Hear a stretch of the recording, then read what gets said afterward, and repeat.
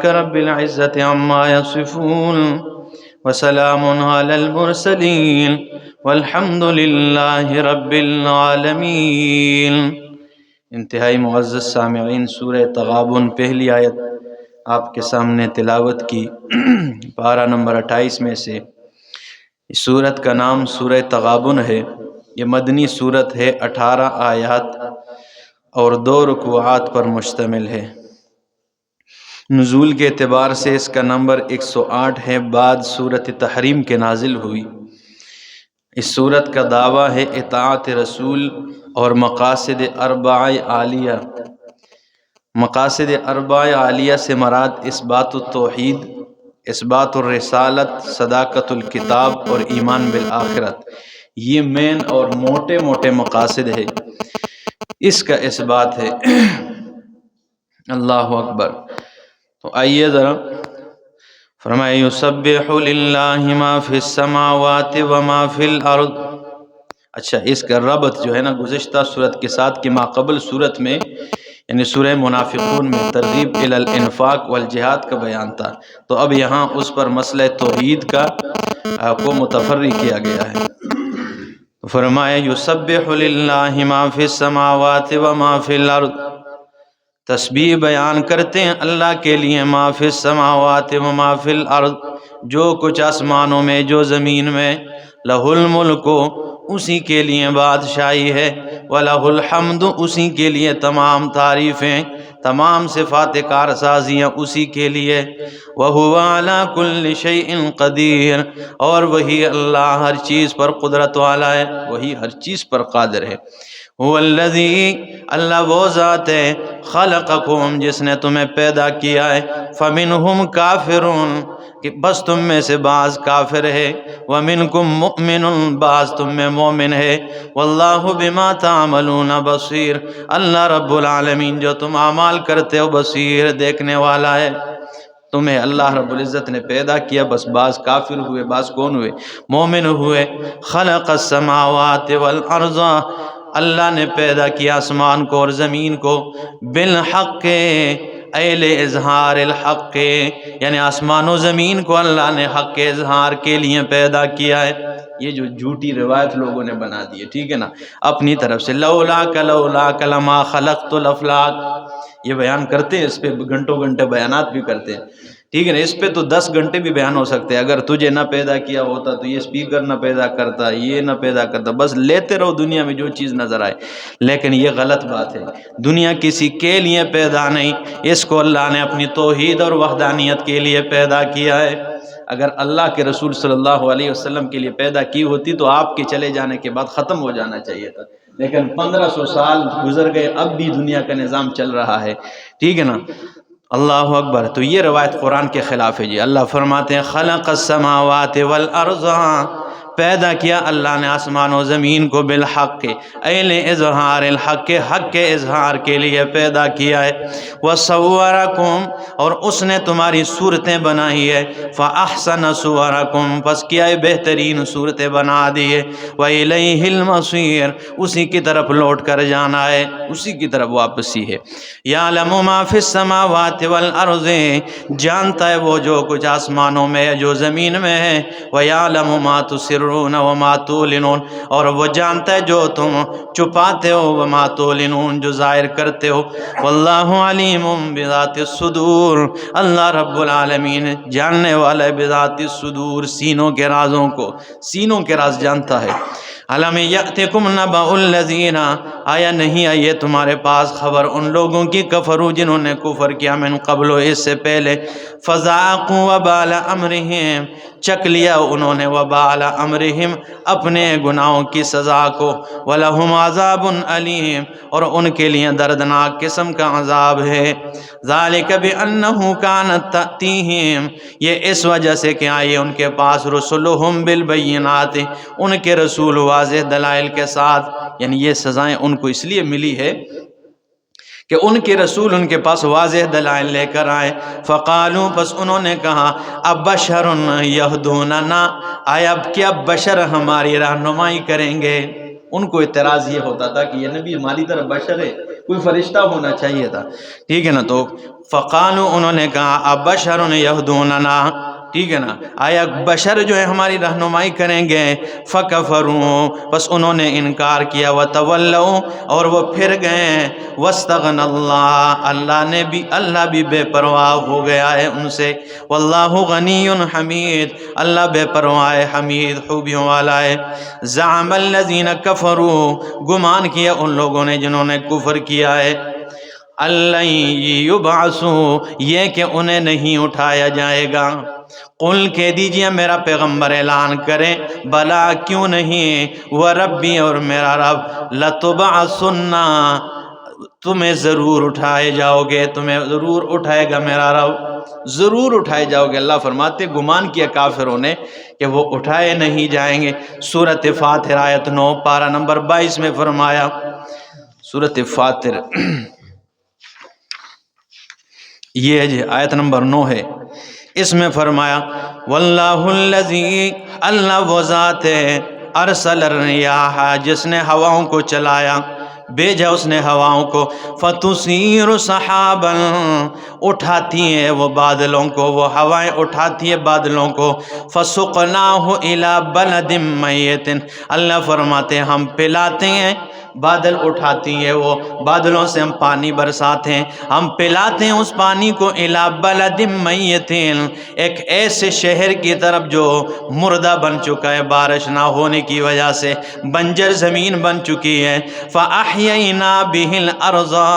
ہم اس پانی کے ذریعے زمین کو زندہ کرتے ہیں، بعد موتہا، بعد اس کے بنجر ہونے کے، زندہ ہونے کا مطلب اسے آباد کرتے، سرسبز و شاداب بنا دیتے۔ آگے اللہ فرماتے ہیں کذالک النشور، اسی طرح قیامت والے دن اٹھایا جانا ہے۔ مطلب کیا ہے اللہ فرماتے ہیں میں ہواؤں کو چلاتا ہوں، اور ہواؤں کے ذریعے سمندروں سے بخارات اور بادل اٹھاتا ہوں، اس کے ذریعے پانی برساتا ہوں، وہ بنجر زمین پہ برسا کے اس بنجر زمین کے اندر مردہ بیج کو میں زندہ کر کے سرسبز پودا نکال دیتا ہوں۔ اسی طرح قیامت والے دن روحوں کو برسا کر ان مردہ بدنوں میں واپس آ جائیں گے اور زندہ کر کے اٹھ جاؤ گے، زندہ کر کے انہیں کیا کر دوں گا، اٹھا دوں گا۔ اسی طرح سورۃ حامیم السجدہ آیت نمبر 39 اور پارہ نمبر 24 میں فرمایا، سورہ حامیم سجدہ، اللہ اکبر، یہ پارہ نمبر 24 ہے جی، اس میں آیت نمبر 39 یہی میں فرمایا وَمِنْ آیَاتِهِ أَنَّكَ تَرَى الْأَرْضَ، اور اللہ کی نشانیوں میں یہ ہے أَنَّكَ تَرَى الْأَرْضَ، کہ بے شک تو زمین کو دیکھ رہا ہے، خاشعۃً، خشک دیکھ رہا ہے، فَإِذَا أَنزَلْنَا عَلَيْهَا الْمَاءَ، پس جب ہم اس پہ پانی برساتے ہیں، اہتزت، وہ تر و تازہ ہو جاتی ہیں، وربت، اور ابر جاتی ہے، ان الذی، بے شک وہ ذات، احیاہا، جس نے اس مردہ زمین کو زندہ کر دیا ہے، لمحیی الموتى، وہ مردوں کو بھی زندہ کرے گا، ٹھیک ہے نا۔ اگر آج کل کی مولویوں کے مطابق ہو تو یہ معنی بنے لمحیی المحیا، اللہ زندوں کو زندہ کرے گا، کیونکہ ان کے ہاں تو زندہ ہوتے ہیں، لیکن اللہ نے فرمایا میں مردوں کو زندہ کرتا ہوں، اس لیے یہ عقیدہ قرآن کے خلاف ہے۔ اللہ فرماتے اسی طرح قیامت والے دن ان قبروں میں پڑے ہوئے مردوں کو میں زندہ کروں گا، جیسے اس مردہ زمین کو کیا کیا ہے، زندہ کیا۔ تو آ جائیے اپنے سبق پہ، فرمایا بلا وربی، کیوں نہیں میرا رب، لتبعثن، تمہیں ضرور اٹھائے گا، ثم لتنبئن بما عملتم، پھر تمہیں ضرور خبر دے گا جو تم نے عمل کیے ہیں، وذالک علی اللہ یسیر، اور یہ کام اللہ رب العالمین پہ بڑا آسان ہے۔ فآمنوا، پس ایمان لاؤ، باللہ، اللہ پر، ورسولہ، اور اللہ کے رسول پر، والنور الذی انزلنا، اور اس نور پر جسے ہم نے نازل کیا ہے۔ اس نور کو یاد رکھیں، ٹھیک ہے نا، ہم کہتے ہیں نور سے مراد جو دوسرے مقام پہ ہیں، ٹھیک ہے نا، کہ اللہ فرماتے ان قد جاءتکم برہان من ربکم وانزلنا الیکم نورا مبینا، تو وہاں سے کچھ لوگ جو ہے نا اسے نبی علیہ السلام مراد لے لیتے ہیں، تو اس لیے ہم کہتے ہیں کہ آپ نور ہیں۔ یہاں پہ کیا معنی لوگ ہیں یہی تو اللہ فرماتے ہیں فآمنوا باللہ، اللہ پر ایمان لاؤ، ورسولہ، اور اللہ کے رسول پہ ایمان لاؤ، والنور الذی، اور اس نور پہ ایمان لاؤ، انزلنا، جسے ہم نے نازل کیا ہے۔ تو نور سے مراد کیا بن گیا؟ قرآن بن گیا۔ واللہ بما تعملون خبیر، اللہ رب العالمین جو تم اعمال کرتے ہو خبر رکھنے والا ہے۔ یوم یجمعکم لیوم الجمع، جس دن تم جمع کیے جاؤ گے، جمع کیے جانے والے دن، ٹھیک ہے نا، جس دن تم جمع کیے جاؤ گے، جمع کیے جانے والے، ذالک یوم التغابن، اللہ فرماتے ہیں یہی وہ دن ہے، یوم التغابن، جو ہار اور جیت والا دن ہے، یہی وہ دن ہے جو نقصان اور افسوس والا دن ہے۔ سارے معنی ٹھیک ہے، ہار جیت نقصان والا افسوس والا دن ہے۔ سورۃ یاسین میں فرمایا اس دن کہا جائے گا، اعلان کیا جائے گا، وَامْتَازُوا الْيَوْمَ أَيُّهَا الْمُجْرِمُونَ، آج کے دن مجرم توحیدیوں سے الگ ہو جاؤ، الگ ہو جاؤ۔ امام ابو حنیفہ رحمہ اللہ فرماتے میں نے یہ آیت تلاوت کی، ایک بندہ پوری رات اور پورا دن روتا رہا، اپنی داڑھی پکڑ کے روتا ہے